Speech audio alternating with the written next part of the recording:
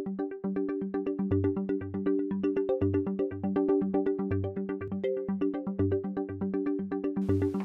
guys, moving on to number 15 now.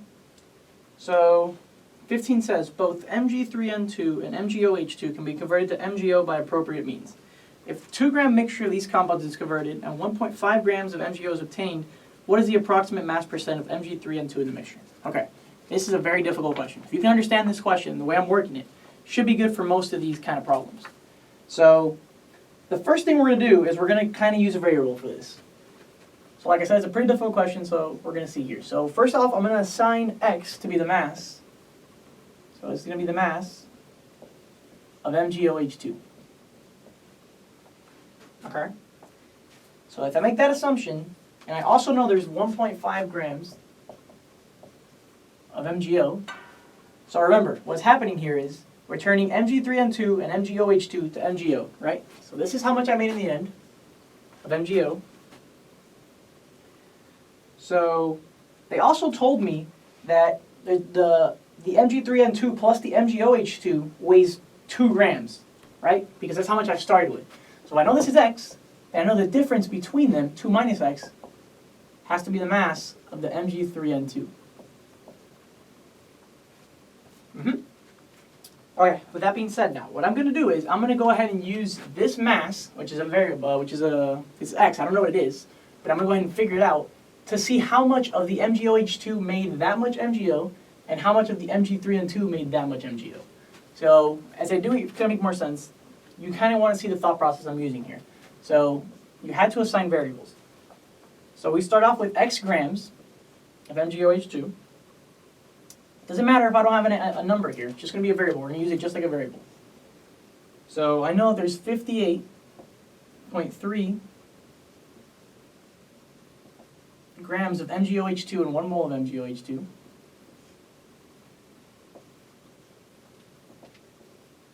Okay? Then our link between both of these to this is our magnesium. Our magnesium is going to be our link to the magnesium oxide. So what we're going to see here is I know for every 1 mole of MgOH2, I have 1 mole of Mg, right? Then for every 1 mole of Mg, I have 1 mole of MgO. And then one more step here, because I want to know the mass of MgO. I can say for every 1 mole of MgO, I have 40.3 grams of MgO. Now if you calculate that, don't worry about the x, do that number times, this number divided by that, and then add the x. So you'll see you get 0.691x, which is fine. Remember that x just means the mass of MgOH2. So now we're going to do the other one. The other one's going to be 2 minus x grams times, there's 100.9 grams of Mg3N2 for every 1 mole of Mg3N2. And then again, for every 1 mole of Mg3N2, this time I have 3 moles of Mg, right? Because it's Mg3N2, right? So keep that in mind. And now it's going to be the same exact thing because we're going to go from Mg to MgO. So for every 1 mole of Mg, I have 1 mole MgO. And for every 1 mole of MgO, I have 40.3 grams of MgO. Okay, again, don't worry about the 2 minus x. Do 3 times that number divided by the 100.9. And then multiply it times the 2 minus x, so distribute. You should get about 1.2 when you do that, and then when you multiply it times this, you get 2.4 minus 1.2x. Okay, so now we have things we can work with here.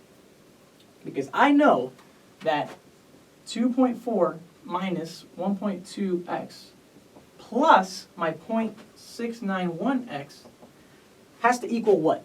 Well, it has to equal the amount of MgO that I made, right? Because the MgO, I'm getting it from some amount of MgOH and some amount of Mg3N2, right? So this is the amount of MgOH2 that contributes, and that's the amount of Mg3N2 that contributes. So if I add them both up, it should equal my MgO weighs, right? Or 1.5 grams. Okay, so now we're just going to do a little bit of math. So you should get to around a point where you get 0.9 is equal to 0.509x. And then if you solve for x, you get 1.77 grams. Okay, well, what was our x? Our x was our mass of MgOH2, right? So that isn't really, that's not the answer. That's not the question asking. The question asking, what is the mass percent of Mg3N2 in the mixture? Well, if I know the whole thing weighed 2, and my MgOH2 weighs that, then I know 2 minus 1.77 has to be my mass of my Mg3N2, right? So that's just going to be 0.23. So that's going to be my mass of Mg3N2.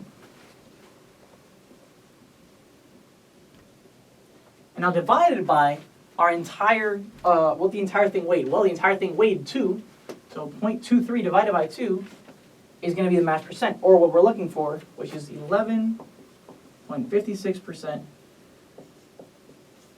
or answer choice number 1. So I know that was kind of a long problem, but like I said, if you can understand what I did here, you should be really good for all the elements.